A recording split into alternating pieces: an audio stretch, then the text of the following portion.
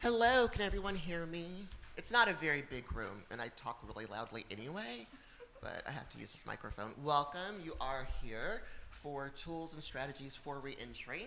My name is Teresa Thompson. I'll be your moderator. If something happens and you need any help, I'll be in the back or over there, wandering around, maintaining account as well, and reaching out to our team leads to get whatever resources we need. A couple of announcements before we hand it over to our wonderful panel. Checkout is at noon, so if you want to beat the line and you haven't checked out yet, keep that in mind. And also the hotel will be charging morning parking, and then there'll be another fee for afternoon.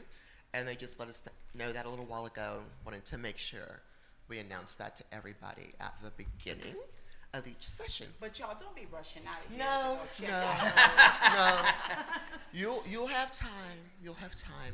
This is most important. But they're gonna, whatever you guys need, holler at me. But at the end of the session, that's when you can please share your questions after their presentation. If you could please allow me to run over to you and Phil Donahue the mic. If not, they'll repeat the question for everyone to hear so we can get it covered. All right? Thank you guys for coming. You have the floor. Thank you. Thank you so much, Teresa. Good morning, everybody. I'm Shunta Williams, by the way. A lot of y'all are coming up to me saying hi from the workforce calls. So I want to say hi back to you. I am a real person, so I appreciate y'all joining the calls as well as this session. Can y'all hear me? Y'all cannot hear me? Okay. I got people telling me y'all can't hear me. Okay. So thank you for choosing to join our session on tools for reentry today. Again, I'm Shunta Williams. I'm the Deputy Director for the Workforce, TWC, the Workforce Commission, and I'll be helping facilitate this panel of experts today. And so our goal, come on in, y'all. Have a seat. Come on in. Okay. So our goal is to provide resources to you all, knowing that a lot of you are having the daily interactions with employers who need workers, and workers with a background who desperately want to gain some stability in their life with employment.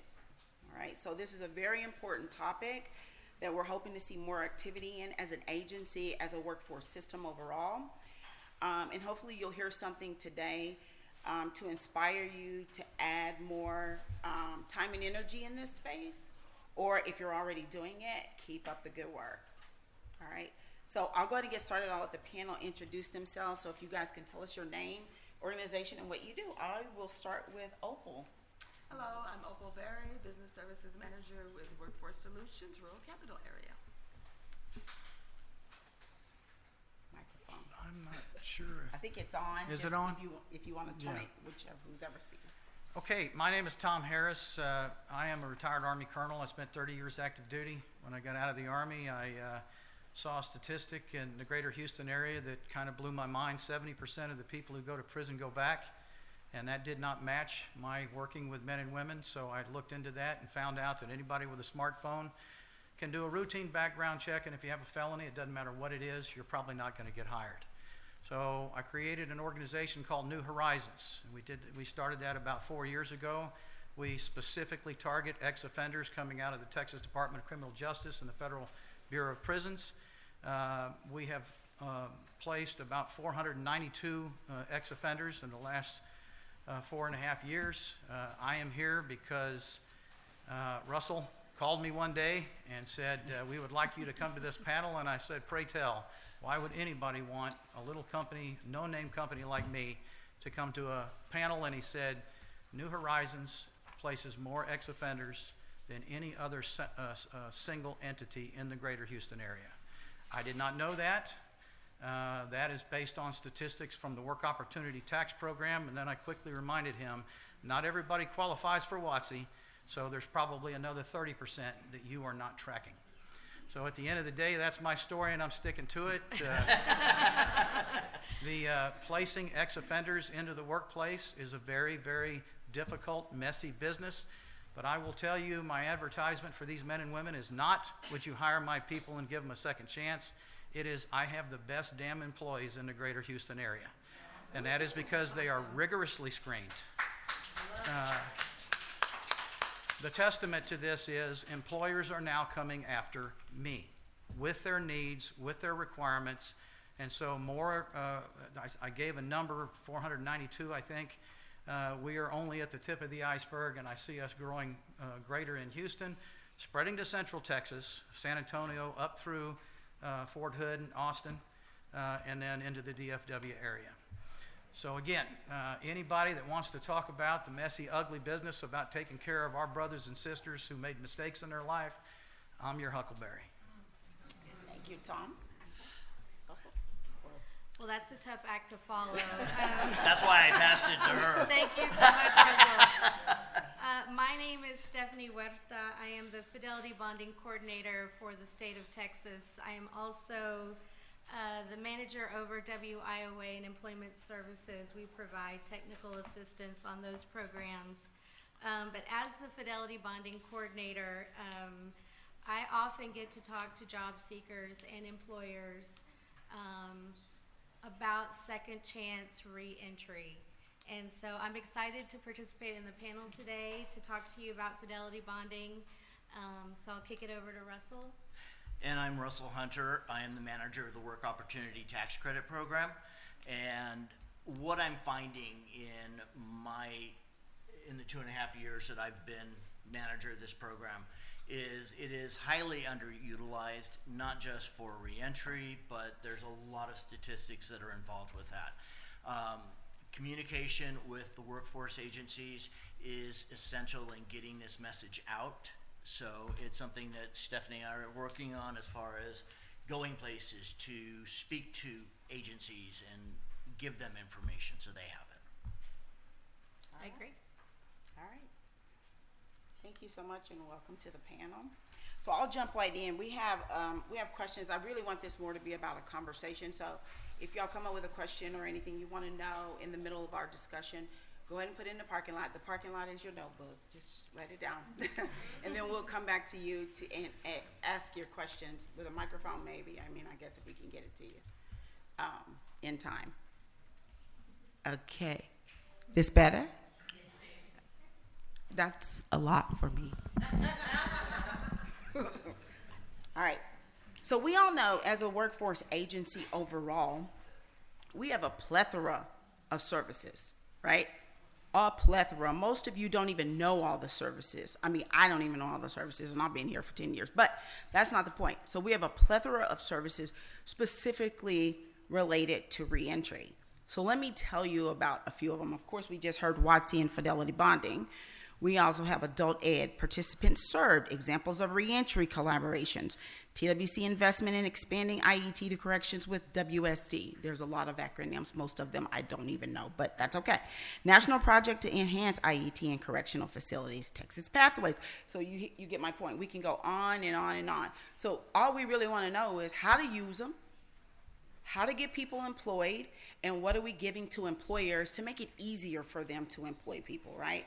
Because ultimately, I don't know anybody, I don't know, you all may know, I don't know anybody who's made a mistake, came out of the mistake, and all they want to do is like feed their kids, right? And that takes employment. That takes them to be on a good path and stay employed. And some of that requires stability in employment, not just getting a job, as Tom mentioned, and as Tom will go over a little bit in more detail later. So the first question I have with all of these programs and services that we have out there and all of the people out there that's in our workforce systems that's working in this space, Opal, tell us about some strategies used to help second chance individuals return to the workforce. Perhaps I need the microphone. Yes. The first thing we do is we ask an employer if they are open to giving a justice-involved person a second chance. That's the first step to take. We cannot make the assumption that someone is willing to do that. We do that, and from there we go on. We tell them about some of the programs that we have that can be helpful to them, but the first step is to make sure that they're open to that. Beyond that, I wrote some notes for myself. I just found out yesterday that I was coming, didn't want to leave anything out. So we can work with them to write a letter of explanation about the problem that they had. We talked to them about the fidelity bonding. We talked to them about WIOA. WOTC, Work Opportunity Tax Credit is WOTC. We do mock interviews, pre-interviews with the people to make sure that they're prepared for that. And we hold one-on-one interviews and counseling sessions to go over the things that we need to know to determine whether they are actually interested in working or if they just want to check a box someplace. That's the beginning. With employers, right? That's with employers, yes. Okay. Tom? Oh, where to start? I'm sorry to say that the vast number of employers don't go to job conferences, okay? So they're not exposed to any of this stuff. And what I'm talking about the dirty boots, machine shops, welding shops, and we're not necessarily talking about small companies. We're talking about big companies that are so busy, they just don't have time to go. And they typically, because of their HR, they have policies that they won't hire ex-offenders because they don't want the liability. And I know it's not politically correct, and I'm not real good at political correctness anyway, but they think every felon is a wife-beating, child molesting, drug dealing, murder. It doesn't matter that maybe they went to prison for felony DWI. So in the end, the biggest hurdle is convincing employers that we've got a heck of a workforce, okay? Now, how do we do that? Well, what we do is you do some statistical analysis and you find out very quickly that if you hire through staffing agencies that are off the street, you're lucky if you can retain 9% of the people you hire. Now, it costs $3,000 to $4,000 per person to recruit, onboard, orient, and train somebody. So you're losing 91 out of every 100 you hire because typically people don't want to work, they won't come to work on time, they don't have a good work ethic, and I'm not even talking about the ex-felons, okay? So at the end of the day, our statistic is 83% retention. Now, I tell my people, you will be to work early. If you're late, you're fired. I tell my people, you will not be on your phone during the duty day. Bad things happen when you're distracted. People get hurt. I don't want anybody getting hurt. And you're stealing your employer's time. If you're on your phone, you're fired. Take a break. Use your phone. You know, if it's your parole officer, whatever. The amazing thing about these telling people the truth, every person I've ever placed in Houston has a checkered past. A staffing agency, and I hope I'm not offending anybody, oftentimes will hire people and not tell the employer they have a past. And then when the employee gets in there and he's really good, then they do the background check. Lo and behold, there's a felony, you're fired. We haven't had a single man or woman fired because of their felony in 4 years. So once we get their nose under the tent, they show how awesome they are, and they do an exceptional job. The problem for many of these organizations is the businesses have to come to you. They're too busy to come to you. So we have to know who they are and go to them. And so in the end, I think that all of these tools are invaluable tools. The bonding, the WOTC. But most businesses tell me, I don't care about any of that. I can't spell WOTC. I just want somebody who's going to come to work and be productive. And so then what we do is we convince them, you're going to get those people, but you really need to know what WOTC is, and you need to know what Fidelity bonding is. And oh, by the way, there's a lot of organizations out there like Workforce Solutions who, if you're the employer, they will provide a voucher for them to go buy steel-toed boots and a myriad of other things that they provide. So again, these services are invaluable services if we can get them into the hands of the people that need to know them. Good, thank you. Russell? So with the WOTC program, I'm very much an analyst. I look at numbers. It fascinates me. Each quarter, TDCJ issues what we call conditional certifications, about 7,000 every quarter in the state of Texas. The return on those is maybe 1,000. So there's a lot of information that the reentry staff is not communicating, that we get lost in translation. One of my goals right now is to get out to the different agencies, to get out to the workforce solution agencies, so we can better help you understand how to help this population. As Tom said, it's not about the refund. The refund's just kind of a carrot. It's about getting quality employees and how to screen them, how to make sure that you've got somebody that's going to represent you in that workforce agency. Because ultimately, that's what you want. You want to build those relationships with employers, and you want to be able to help the community as far as getting them employed. So I have a question, if it's okay, Shunta. Who here knows what a fidelity bond is? Okay. So a fidelity bond, so let me just start with that. So a fidelity bond is a bond that can be issued to, right now we're just talking reentry, but it's a bond that can be issued to an employer that protects an employer against acts of dishonesty. And for today's panel, it is justice involved, second chance individuals, but it's really anybody who has a barrier to employment. So that's anybody that has gaps of work history due to drug and alcohol addiction, rehab, our disadvantaged youth, anybody that has poor credit history. It really casts a very wide net. This program has been around since 1967, so it has been around a very, very long time. It is no cost to the employer, it's no cost to the individual, and it is literally a call to the local Workforce Solutions office, verifying employment, and that's about it. So that's how easy fidelity bonding works. Now the challenge that we have is connecting our individuals that have barriers to employment with employers that are willing to take a second chance. And also working with individuals, they call me, so I'm the State Fidelity Bonding Coordinator, and so they find me on the DOL website. And many of them have a record that has happened 20 years ago. And I'm just gonna humanize fidelity bonding. So I got a call from, her name was Amy, and her husband had a felony conviction. He'd had 3 DWIs, he'd served time. And he had a great job prior to COVID. So he had been released from incarceration. He was a plant manager, pretty high-paying job. They had 5 kids, and then COVID hit, and he was laid off because the plant was closed.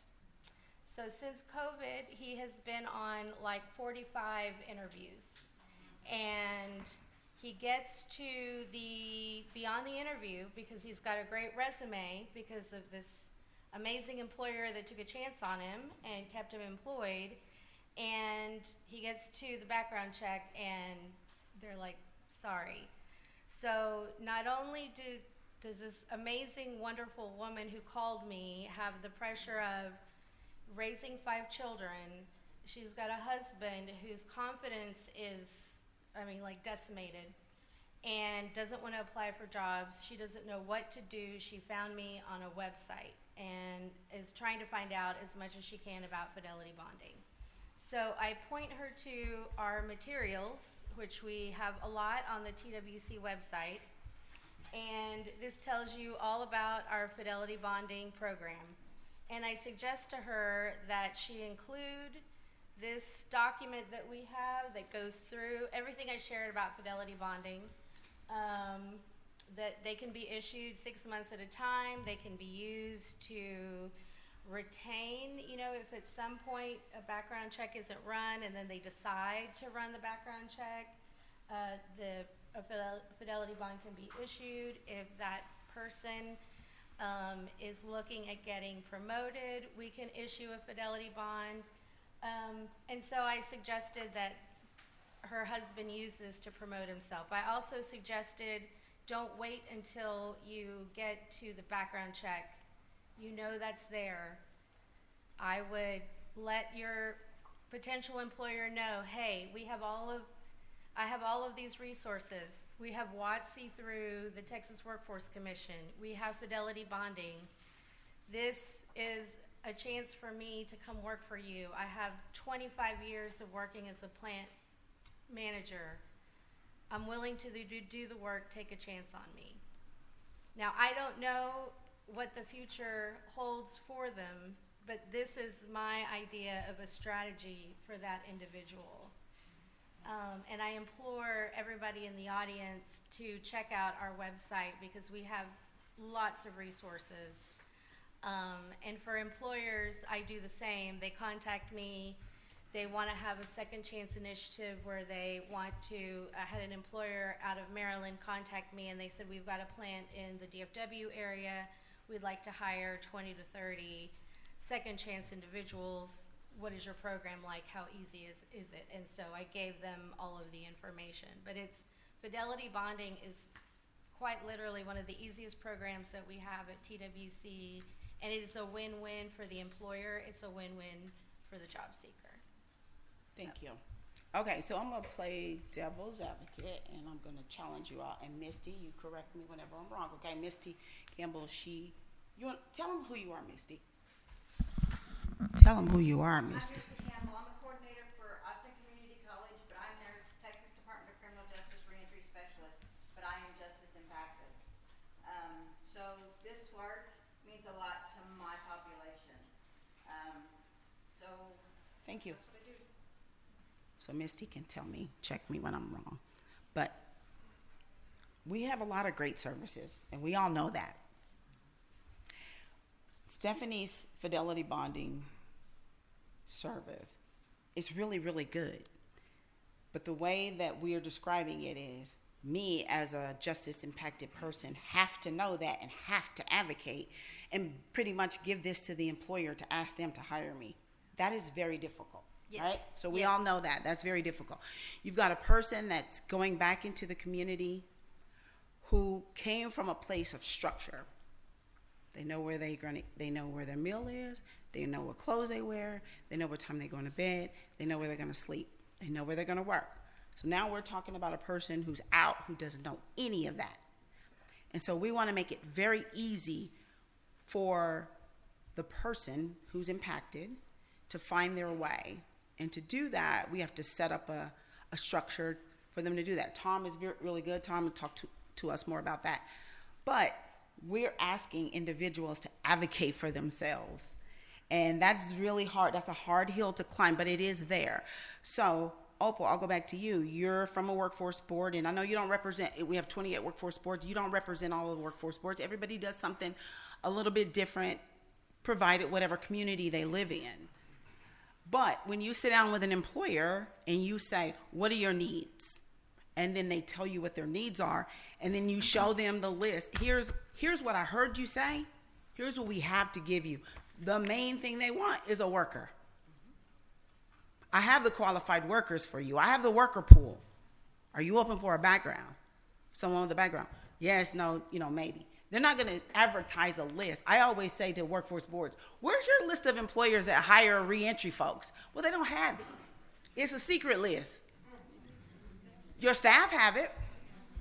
They know who the employers are, right? The ones that are sitting down day to day looking at a person in their face. They know where the employers are. They know where the bodies are buried. We don't know because we don't have a list. Employers are not just ready to tell us who they are, right? They don't want to advertise that. It's a case-by-case basis. That's including for the Texas Workforce Commission. It's a case-by-case basis. We're not going to hire you if you have a background for bank fraud, wire fraud, and let you be our accountant, right? We're not going to hire you in a workforce if you have child abuse. This is not going to happen. But if you had a DWI or something like that, so that's why it's a case-by-case basis. So when I hear boards or board staff or workforce offices talk about what they're doing, I really want to hear more about what are you saying to the employer to have them open their hearts, give more empathy, take a chance, take a risk. Are you saying, well, we have Fidelity bonding, that'll protect you, that's insurance, it'll protect you, it'll give you some security to hire folks. So when we talk about it, I want us to be talking about it comprehensively. Now, I know Tom is an expert here. He's going to talk more about getting to work, what needs to happen before they even get to work. You're releasing somebody to their house that haven't been there for 5 years, and the mom is like, you're not going to come here telling us, we've been doing this. So that's another thing that they got to deal with. I got a soapbox. I could keep going with this. But I know it's a panel, so let me go to my next question. So thank y'all so much for talking about that second chance, what you're doing for the strategies. So Tom, I want to start with you. How do you identify employers that are willing to hire individuals with a background? So there's a two-parter. Hold on. So what drives them to want to be a part of the solution of breaking the cycle of recidivism? Okay, so the answer to the question, I don't think, is they're not driven to do it. They're driven by the need to have quality people, okay? So you got to focus where it is. And I would also, just to make a pitch for the Fidelity bonding and the WIOA, businesses don't care about that, but that's a nice stocking stuffer you can offer them once you get them to hire the people. You hire 10 employees, that's $24,000 that they keep from going to Uncle Sam. You tell a guy, this guy's got 6 years of forklift experience. Yes, it was in prison, but you have a bond that goes with it. If he damages something, you don't have to pay for it. So again, these are nice add-ons that become very, very important. So back to the issue that I was asked. Let me address one other issue. There's a reason there are not lists that people put their names on, because they don't want to be spammed by numerous agencies. They don't have time to go to these events, and they don't have time to do the rigorous screening that's necessary. So they don't want to be on any list so that somebody is always calling them looking for employment. They are not necessarily compelled to want to give second chances. They're compelled to be productive. So if you can bring productive, hardworking people to them, there is a nice Christian ancillary benefit to that. You're helping your fellow man. You're giving him or her their life back. And they're on board like that, like there's no tomorrow. Now, the only way I can really market what I do is I talk to people about what I do, and I shamelessly use anything at my disposal. I wear my polo shirt with my first CAV logo on it, okay? I'm not Mr. Harris. That was my father. I'm Colonel Harris. The business loves the military, and so I'll use whatever I can to get these men and women to the table, okay? And then what I do is I say, you don't need to talk to me. I'm just another vacuum cleaner salesman. You need to go talk to this company and this company and this company and this company, and then call me back.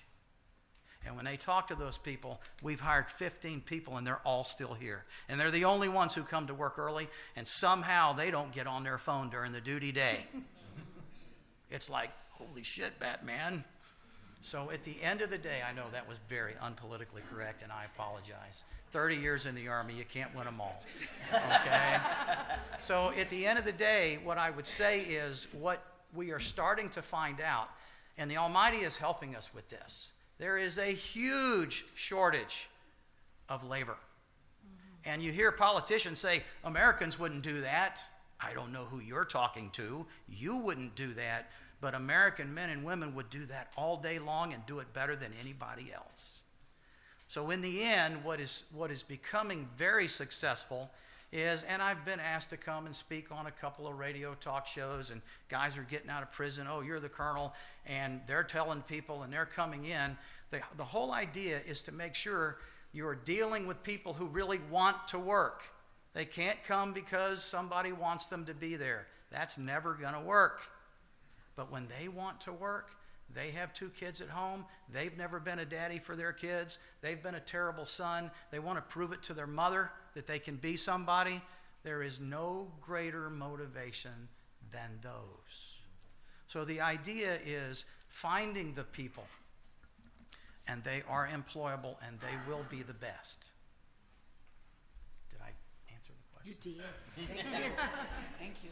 Opal. So, do you need me to repeat the question? Are you good? I'm going to agree with Tom in that employers do like the feeling that they're helping their fellow man. But I'm also going to agree with him on the point that their first priority is the business. So I mentioned that anytime we talk to a new employer, we ask them if they are open to giving a person a second chance. But I actually have had situations where employers asked me about hiring justice-involved people. I'm going to give you a real example. I had a woman who was a new employer, and this is when I was a consultant, and she called and was asking for information about job fairs and hiring and so forth. And she actually asked me about second chance hiring before I could get to it. And her reasoning was she married a man who was justice involved. And someone gave her husband a chance, and he was an excellent employee. And she was very proud of that. She also added that she had divorced him, but for other reasons. But she was very proud of the fact that he had been an excellent employee, and she wanted to do the same thing that someone had done for her husband and give someone else a chance.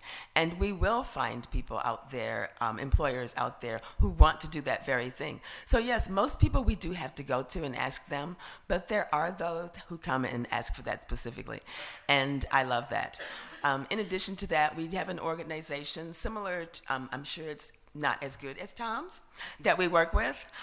They're here locally. The name is Kairos, Kairos, and they are connected with the state. They're state contractors, and they do similar work, and they advocate for justice-involved people. And we work with them regularly, and I see him in our office regularly because he also works with other people who have difficulties finding jobs because of the success he has had with justice-involved people. His office is in Georgetown, across the street from the Georgetown courthouse, and they send the people directly from the court across the street to his office so that they can get help. Just a quick caveat. Businesses are not Christian organizations, but they're mostly run by Christians, okay? And if you can put a couple of people to work, you can feed the fire, because that's what it becomes. And then we get them, I am partnered with an organization called Crosswalk. They provide safe, secure, spiritual housing, and they then come to their fundraisers, they become donors. It's not that they don't have a heart to do this. It's we don't want them to open their wallets and give money. We want them to open their jobs and give lifetime opportunities. It's teaching men to fish, not giving them the fish. And the men and women need this for their self-esteem, their sense of self-worth, and it works better overall for everyone. I don't think I've ever seen a better example of a win-win situation is finding men and women who desperately want to work and companies who desperately need them and do not know that they're even there. But again, exactly what you said.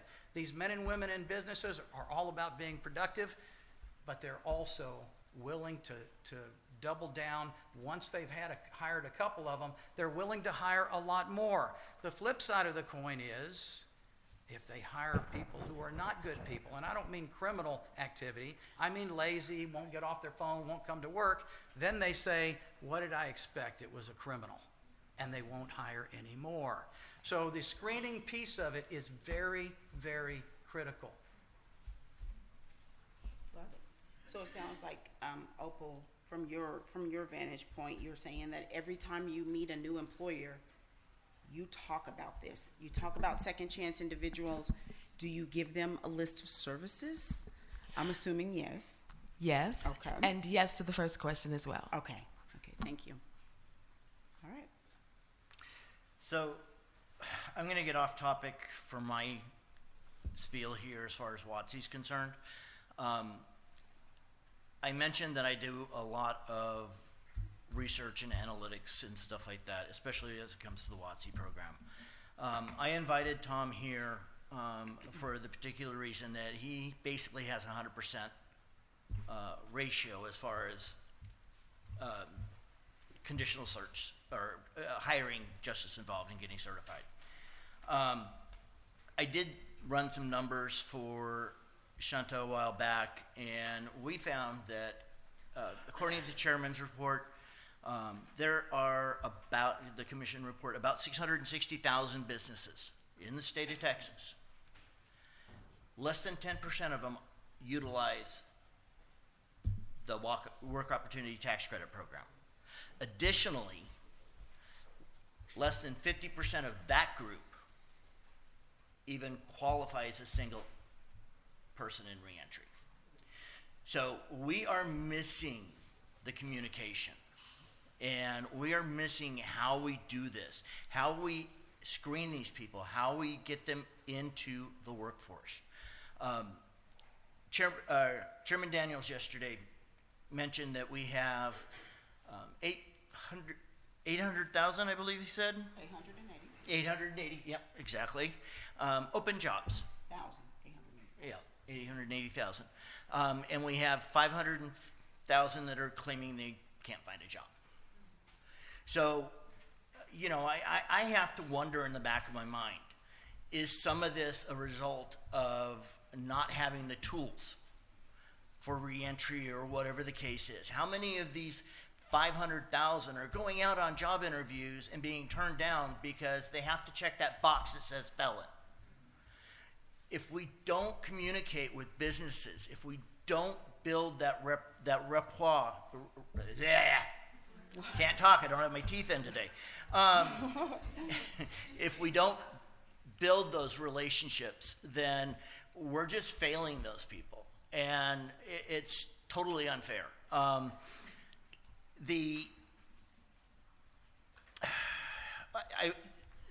Recently, last week in fact, I actually got to go visit the facility at Bastrop.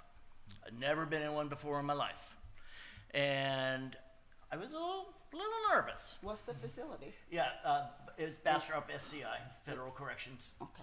Yep. Yep.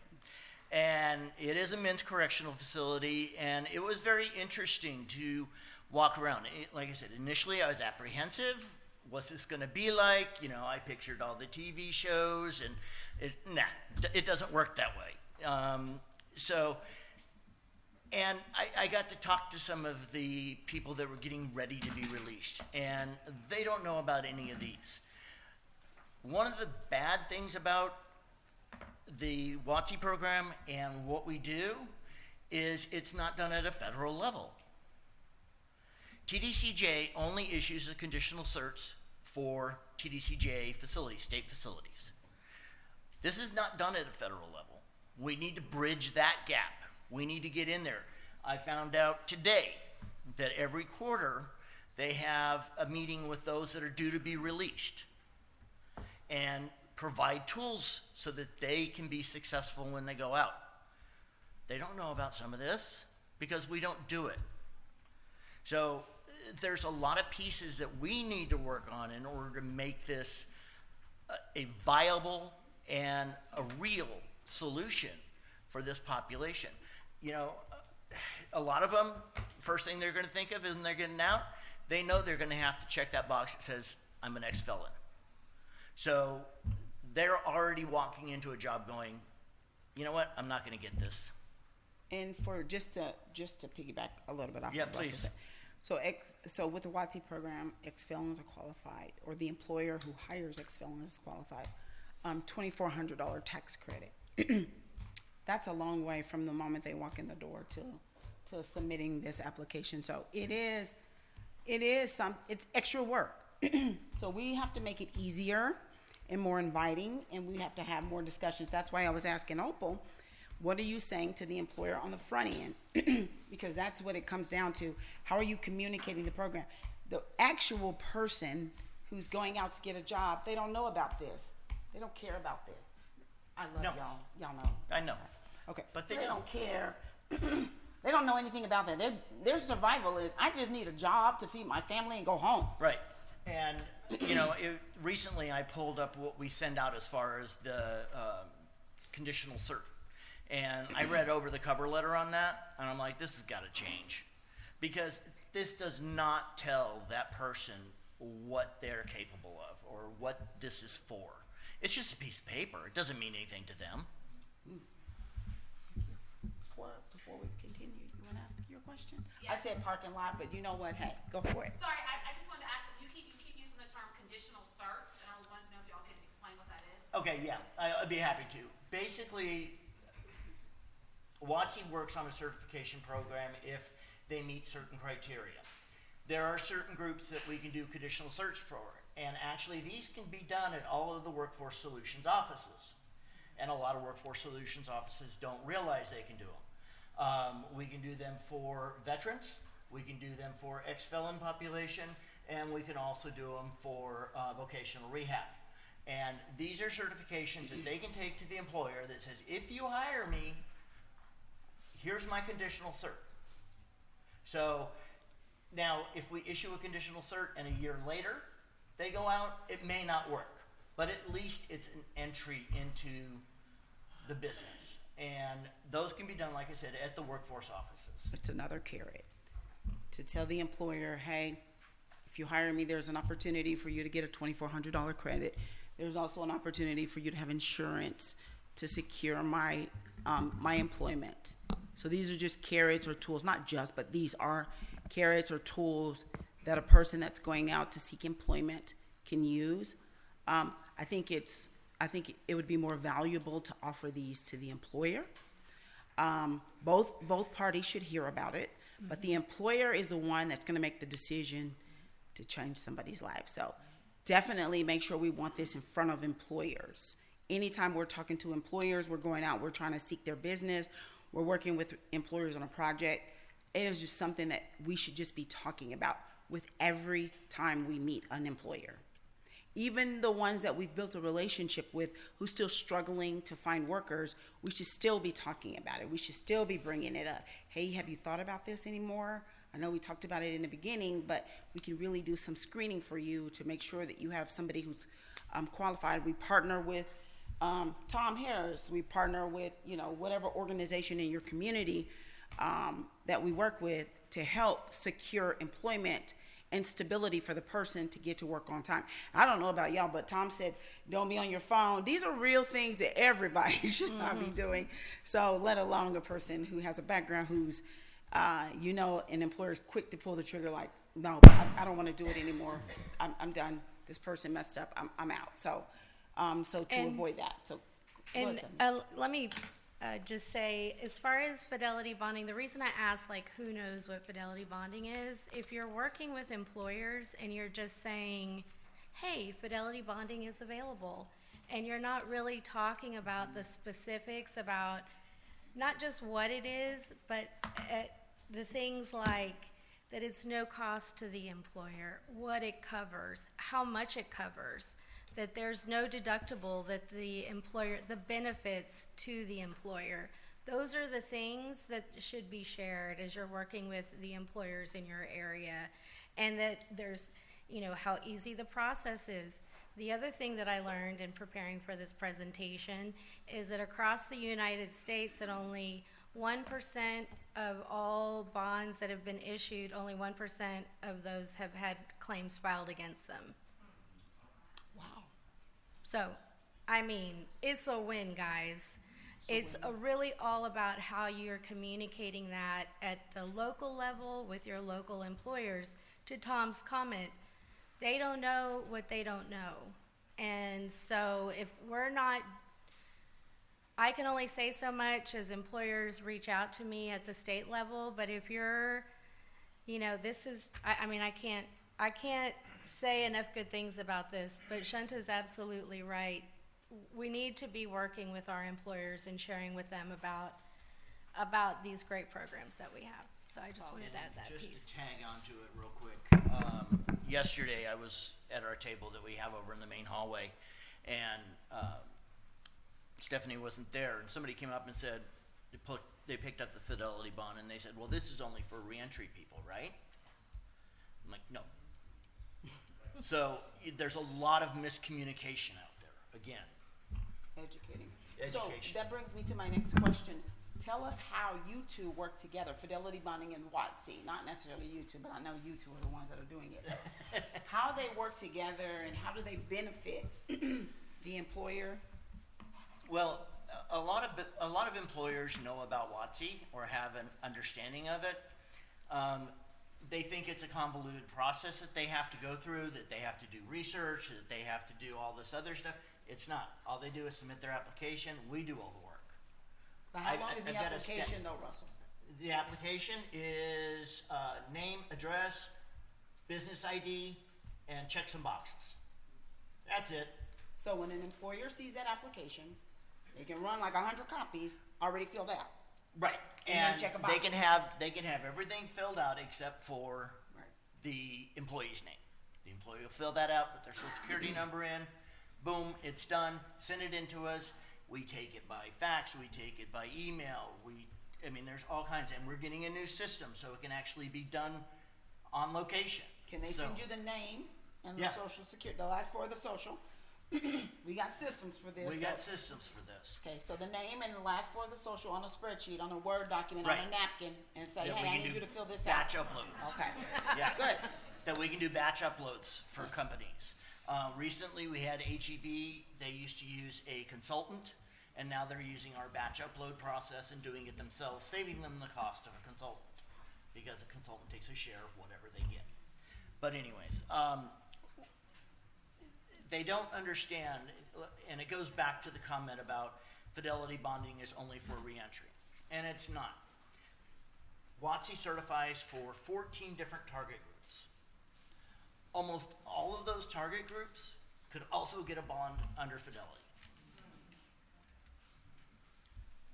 So once, so the way then it works with Fidelity bonding is that job seeker, right? He or she gets their offer of employment. This is kind of gets where it gets a little sticky. I can't issue the bond. So that person or the employer has to go to their local workforce solutions office. This is where it is imperative that all staff at the local level know about Fidelity bonding. There's a WD letter with the Fidelity bond request form. Twist entry is required because this is funded by the Department of Labor, so we do track bonds. And that's where we're getting, I have to say this because I do hear from customers that they're not getting a lot of responses at the local level, so we are trying our best at the state level to provide more guidance, but it's really important that local staff know everything they can about Fidelity bonding. You know, if a customer has to send me an email or outreach me and I have to reach out to a center manager to get somebody connected and they have to move their start date, that's no bueno. So, you know, yes ma'am. Do you offer webinars that are career counselors connected? We are currently in the process of, so the department I work in, Board Service Strategies, we have a YouTube channel. So we're in the process of recording one and we'll be sending that out to our board contacts and it'll go out to everyone. We should do the same. Yeah. Well, I was also going to say, we'll get you in a minute there, Robert, that Stephanie and I yesterday were invited to go to the town halls in Tarrant County. So if there's ever any, you know, we are available. We we've love to done it take for our show on VR. the road. Yeah. Russell calls us Laurel and Hardy. So I hope I'm Laurel. We've also done a lot of training for VR staff because Fidelity bonding is, you know, something that for our VR customers I think would be also very beneficial. But going back to how, and then once that form is processed, it does come in to me and my team and we do process. It's so simple, so easy, but right now we're having, you know, we understand high turnover at the local level, so we're doing everything we can to train staff to process these bonds, because, you know, we don't want someone to have to push out a start date with their company, so. Yeah, and also, I know on our description of this session, we also mentioned veterans too. And Yes. so, just so you know, for veterans for WIOA, they can get up to $9,000 credit. 9,600, and you'd be amazed at how many of our veterans end up in a felony situation because getting reacclimated to the civilian world is a challenge. Do you get a combo like veteran? No, we get basically, yeah. No, but what we It was do, worth trying. so say somebody gets pre-certified or conditionally certified for the ex-felon category. But we get the application in. My team actually starts at the top tier, the $9,600. And we see if they can qualify for that first. So if they're also a veteran who happens to be involved in justice, then they're going to get the $9,600. They're not going to get the $2,400. Okay, we always start at the top and work our way down. That ain't fair. You know, just as a quick caveat to that, I will say in the very beginning, I was trying to place people direct hire and nobody wanted to play that game. So then my advisor told me I needed to actually open a company where I put them to work. So I started to do that. Well, I had heard about WIOA and Fidelity. And of course, anytime I have to fill out a document for the federal government, I want it to be I's dotted, T's crossed. And so I used a company that actually did this. And what their pitch was, we'll charge you 20% of what you get from WIOA. Well, after I figured out what they were doing, I'm like, really? This is a scam. It's a IRS 8850 and a Department of Labor 9610. You fill it out, you do that within 28 days, and next thing you know, Jed's a millionaire, and at the end of the year, you have $2,400 against your taxes. And so again, I am the biggest cheerleader for both of these now because my whole intent is to get them direct hired, and I use the WIOA to basically, as they're already great, you can benefit financially in other ways if you do this. And it's actually interesting how many people start to take notice and actually do take advantage of these programs that they did not know about and then were scared to do for the same reason I was scared. And now we knock them out, and I have to say this. My wife told me you have to say this.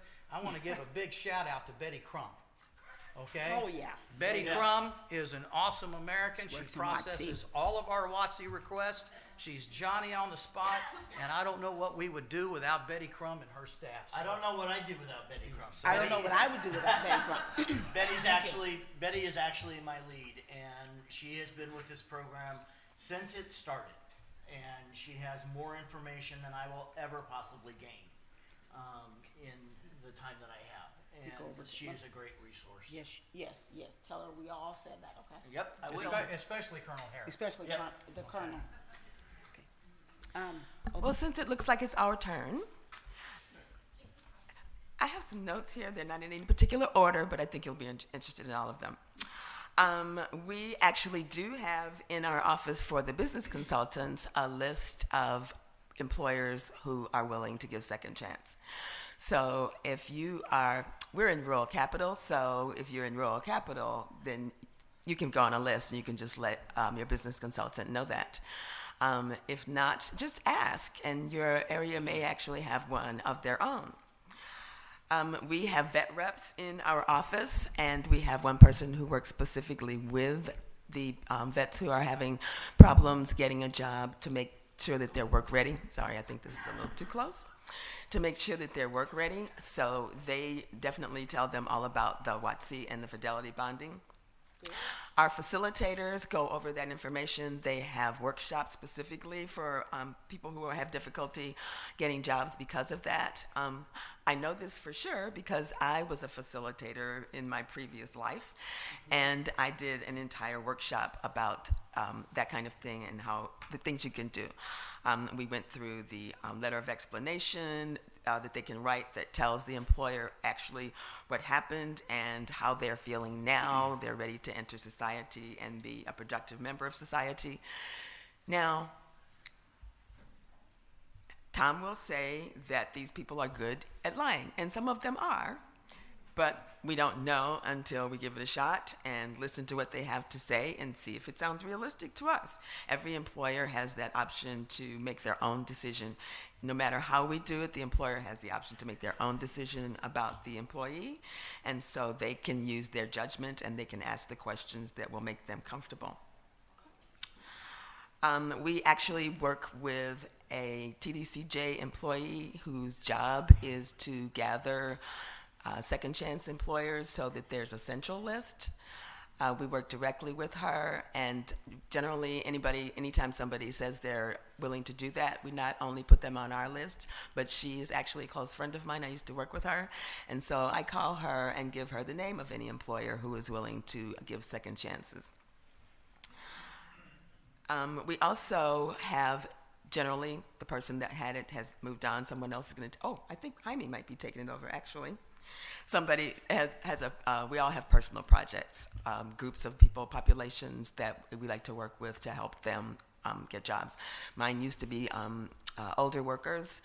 I have since switched to the youth, but I'm thinking Jaime might want to take that over at some point. He used to be my boss, so he used to work in that, in the reentry area. I will say that candidates actually do care about WIOA and Fidelity bonding. When I was facilitating myself and doing workshops, I did a workshop on that. We helped them write the letters. We gave them specific information about how these programs could help them and ways to approach the employer about that. Yes, it is very difficult for them to do that. If I were in that place, I would be very uncomfortable. But sometimes we have to move into uncomfortable places in order to get where we want to go. And those who want to build up that nerve to do that. Sometimes it takes some counseling and some one-on-one to build the confidence for them to be able to go ahead and do that. And one of the things that we try to do is make sure that everyone understands that regardless of what they did in the past, they are still a person and they still deserve to do whatever they can to make the best life that they can. And that's one way to build their confidence so that they can go out and make those presentations about those programs that can help them get a job and also help the employer. Because again, like Tom and I both said, employers do want to help society. They do want to help people as long as it can work for their business. But unfortunately, the only way they can find out if it will work for their business is to give it a shot at least once and see how that works out. I think that's it. I think I covered all the points. Thank you, Opal. Okay, sir, you wanted to ask a quick question? Do you have a relationship with transitioning soldiers, like in the hood or anything like that? That is something that I am trying to establish because most people don't realize how difficult it is for transitioning soldiers, especially combat armed soldiers. You know, people shake your hand and they say thank you for your service, but what they're really thinking is, I know you're good at killing people and destroying things, but what else can you do? And the truth of the matter is these young men and women who are transitioning out of the military for any one of 1,000 different reasons are highly capable, but their skills are largely intangible skills.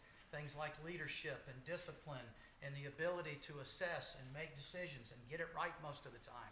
And my son recently transitioned out because he's got an autistic son. And so I told him, the Army will kick you to the curb one day, and you want to make sure your babies are still there for you when that happens. So he got out and he went to West Point, spent 12 years in the Army, had a devil of a time. And here's a guy with an undergraduate degree, a master's degree, undergraduate degree from West Point, and still not hard pressed to find a job.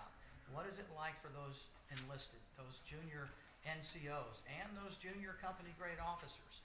It's very difficult because as a retired colonel, everybody's afraid of having some kind of a incestuous relationship.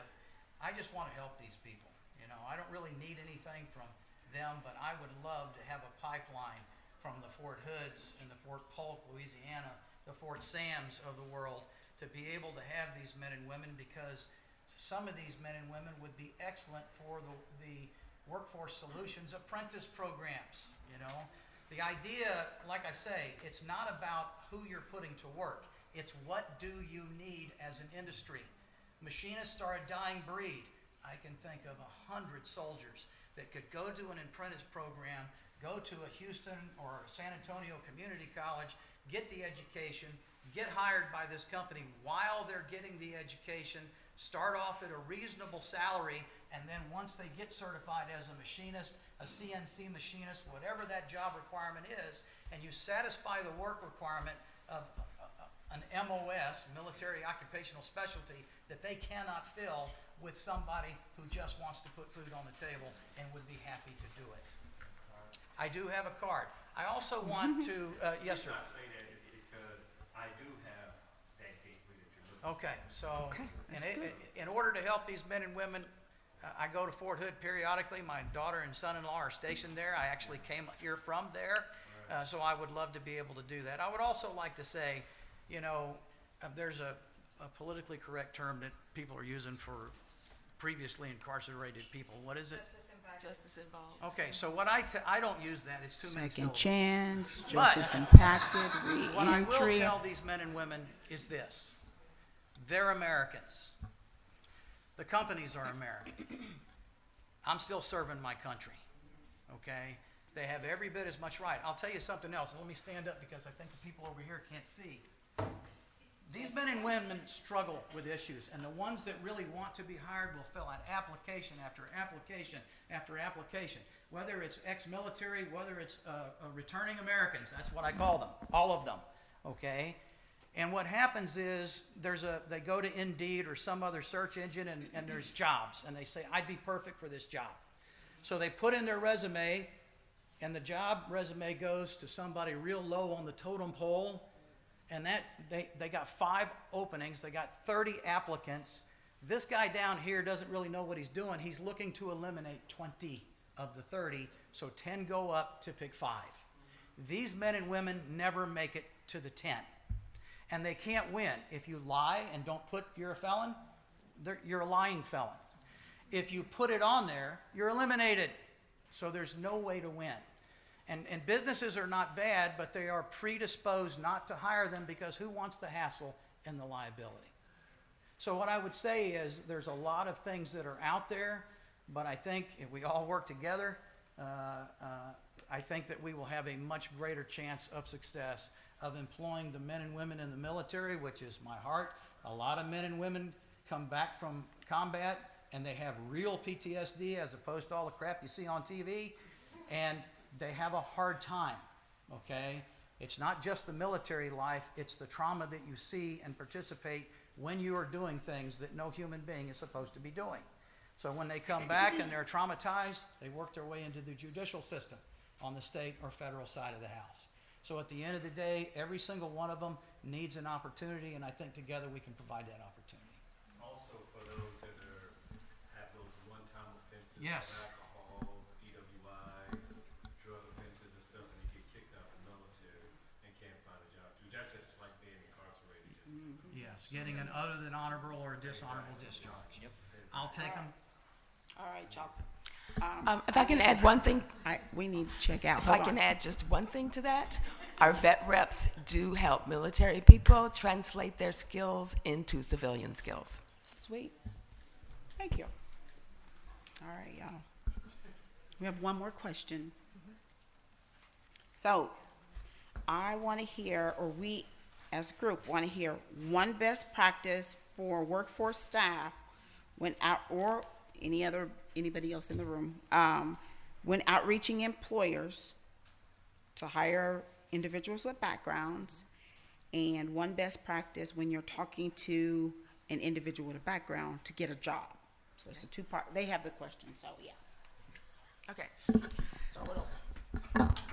So for the employers, in terms of working with the employers, I think really the best practice is to make sure that they are actually willing to do that. Sometimes people tend to say, oh, sure, to things that you ask them, and then they get a little further along and they're like, I don't know about that. So I think holding a real discussion about it is the best thing to start that discussion on that whole procedure with an employer. And in terms of working with a job seeker, it's pretty much the same. Talk to that person and see what their motivations are. Listen to what they're saying and find out if they are really wanting to go to work. And yes, they can lie very well. Some of them can. But we're also pretty experienced at listening to those and being able to pick out some of those things. Find out what their motivations are, what kinds of things they did in the service. You can tell by some of the things people say, whether they're veterans or not, by some of the things that they say, whether they're just feeding you a line that's going to sound good, or whether they are genuinely serious. And those who are genuinely serious, you can tell. I will say that I worked in an office at one point where we had buses of people who were incarcerated came from their facilities to use the resource room to look for a job. Well, we could tell who was looking for a job because 75 to 80% would be sitting back, filing their fingernails, trying to play on the computer. But there were those that you saw there every day at that computer working really hard to find a job. Those were the ones that we picked out to give special attention to and to give them special referrals and information so that they could go ahead and find a job. I'm done. One best practice for each, Tom.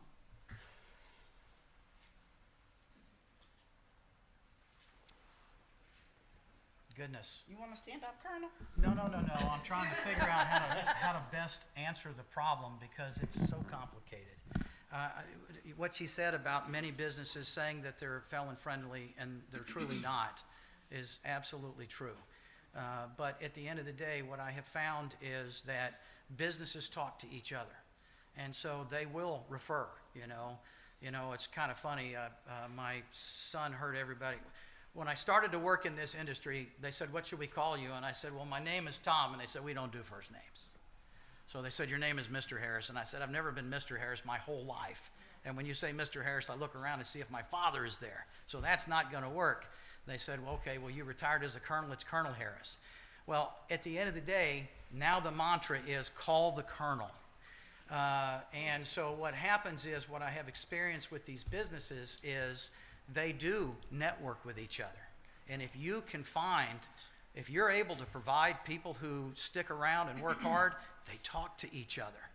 And that's probably the best thing. The screening criteria reigns supreme. You know, not everybody wants to work. Not everybody is motivated to work. But the people who are motivated to work, those are the people we try to provide the opportunity to. And at the end of the day, I have also found people say, "Well, what kind of people do you place?" And I tell them that's the wrong question. What do you need? Because the Almighty will provide that, whatever that is. And for anybody who needs a little bit of embellishment on that, I can tell you some God stories that would blow your mind in terms of things that I didn't even know what they were, and we're putting people into those jobs. So at the end of the day, I would just say, you know, I look at all of these organizations as working together. The reason why we've got the greatest military in the world is not because we have the best technology. It's because we have learned to synchronize all of the different moving parts to generate the best combat power and success. There are many pieces of success in this room. And if we are all working together and defining the target, clearly defining the target, we're going to put a lot more of these returning Americans to work. And so with that, I hope that this resonates with people in this room. If you can't tell I'm passionate about it, you probably slept through this. Okay? But at the end of the day, I welcome, you know, anybody can come up to me. If you want a card, you can have it. And anything I can do to help, I think we probably will be moving into Central Texas. I will establish a pipeline with TDC and BOP in Central Texas and probably DFW, because businesses that we're using in Houston also have businesses in those locations as well. Very good. So, as far as WOTC's concerned, what I always tell employers, make it part of your hiring packet. When you're doing your onboarding, have them complete the forms, put them in the mail. Yeah. It's done. They don't have to do anything beyond that. Okay. Staff or individuals with second Actually, for yourself. Yeah, no, actually, I'm the one that's getting out there right now. I'm trying to build those connections, so anybody that wants somebody to come out and speak with your group or whatever the case, please let me know, because most of my contact is with employers, but I know the need for this population, and it really is a passion for me. Stephanie? I think I already touched a little bit on the employer best practices. Just make sure you're communicating with the employer on what the benefits are about fidelity bonding. And as far as the job seeker, this is a little shout out to my other programs, but you know, that integrated service delivery, you know, this isn't just about fidelity bonding, it's also about support services that are available. It's about apprenticeships and on-the-job training. These are all available to the population that we're talking about. So if we continue to provide a holistic, big picture view on this population as well, I do believe that success is in our purview. So, Thank you so much. All right, that concludes all of our questions. 5 minutes? Okay. That concludes our discussion on reentry. Is there any questions that we can answer that we have not answered yet? Yes, ma'am. I don't have a question, but don't forget about vocational rehab counselors. Of course. Because we're here for the PTSDs and all of this. Okay, when I say workforce staff, I mean everybody. No, I get it, Okay, but just don't forget about We won't. vocational rehab. No, and to kind of tack onto that, vocational rehabs, of course, can issue Yes. conditional certifications if they have their employment package, you know. But I see maybe 5 a quarter. Of course. but that's a training Yeah, and a gap that we need to tap into. yeah. So that's really good. That's a really good. Because we're in DFW, Mhm. and it's, Yeah. What's your name? Kathy Hirsch. Kathy. Okay, so go ahead. No, I was just gonna say, I work for the state office with VR, and I'm gonna get your information, because I Good. think that we just don't know, it's a lack of knowledge. Yeah, Yeah. that's what You we're don't know what finding. you don't know. Yeah, that's what we're finding. No, it was the bonding. Well, both of them, both programs. I had the person in our work, because we commingle work. Okay. And I had him come to a unit meeting and talk to all the counselors about those two programs. Good. That's so good to hear. Okay. Okay. Any other? Which, About VR, you said you need to tap into VR. Yes. Can we go through our local workforce or reach out to you? you can go to your local work. The local workforce is supposed to have these programs and information about them. They should be discussing, offering these services to employers and to individuals. So they should have it. However, if you need to contact Russell or Stephanie here, we'll leave their. Russell don't have a card, but Yeah. we'll give you their information before you go if you want to stop by. Yeah. And there are VR reps in most of the career service centers. Yes, Right. we are supposed to be going into that integration. Yes, sir. This question is for Tom. Your retention rate is amazing. Can you speak a little bit to your process of, I guess, recruiting the folks that you have for employment and your screening process? Sure. The gentleman is asking about Tom's process of elimination or his process when recruiting individuals and retaining employment, about his success rate Okay, and yes. screening. So what I've done is I've created a network of parole offices across Houston for all TDC parole offices, from Angleton to Galveston to Humble to Prairie View A&M, and also the BOP, or the Bureau of Prisons offices as well. So they're my first line of defense. I don't want any of the people who don't want to work. Even the Lord can't help those that don't want to help themselves. So at the end of the day, they're the first line of defense, okay? I have a 4-page application that I created. It's an amalgamation of several applications specifically to them. My philosophy is fill it out accurately, honestly, and completely. If you leave anything blank, we don't go further. So I start to evaluate immediately what is in that application. Is it honest? Is it legible? How much effort do they put into it? That is followed by, are you ready for this? An 1.5-hour intensive interview face-to-face. And we did these face-to-face interviews all through COVID, okay? At the end of the day, after that hour, and I just tell them, listen, I have 2 requirements. Number 1, always tell me the truth. I don't care what you did yesterday, although we're gonna walk down memory lane and figure it all out.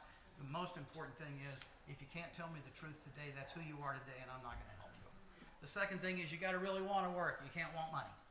There's a difference between wanting money and wanting to work. So I try to figure out who wants to work. So once we can get through all that, then we go through memory lane.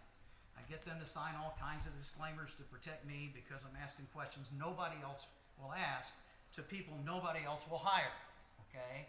And so I basically tell them, I don't go to this level, I go to the owner. I go to the director of operations, I go to the head of HR.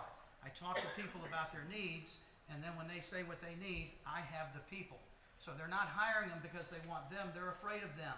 They're hiring because I know what they did, and I tell them, you gotta tell me the truth. If it pops in a background check, we're gonna figure out that you're lying.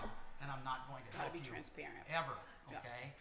I Sounds don't- like your process is really rigorous. It is, Okay. but it's the rigorous process that I have now. People are coming in and say, "I'm not a felon, but can you help me?" Well, you're going to go through the same process because Joe Sixpack on the street is not immune to all of the same things. Unfortunately, the ex-felons are. I'll tell you one thing that I would say about the returning Americans. I tell them all, you were in prison and you were being treated like this. You were being advertised as this, the best quality employees in Houston. So when you see people coming in late, and you will every day, you're not going to be those people. When you see people half-stepping in the job, you're not going to be those people. When you see people ripping out their phone in the middle of the day, you're not going to be those people. I don't care what all those people are doing. You are going to be better. And so the retention is 83%, and that's only because I keep all of the negative statistics going back to 4 years ago. And oh, by the way, it's not just people that need to be screened. Businesses need to be screened. I can put some good people into toxic work environments and it ain't gonna work. And so at the end of the day, I now walk the facilities of every business before I put them into work. And I tell all of the people, you're not gonna negotiate their rate with them. You're gonna negotiate it with me. And they're not gonna take a penny less than what you're offering anybody on the street. Thank you, Tom. So at the end of the day, that's the reason why it's working. So That's good. Thank you, Tom. We are out of time, but we do want to have Misty. Did you want to ask a quick question? Is it quick or Say something. say? Yeah, go I ahead. want to challenge the TWC to start before the release. yes. That's where it needs to start. Before the release, Misty Campbell. She's talking about starting before the release, capturing these individuals before they are even released. That way they get an opportunity to make a plan and they get to connect with resources that are really going to support stability in their life before they even get a job. And So that that's would what we're talking include about. the correct information, not the prison letter. Right. And I read something recently that said that reentry needs to begin 6 months prior. actually with the arrest. Okay. All right, guys. So it thank is y'all so 11:15. much for joining us today. I have to let you hope guys- everybody one got more us update, out. questions? though. One more update on the parking update. If you're staying at the hotel, you will only be charged once today, but it's those of us who are coming and going in afternoon. Thanks to our presenters.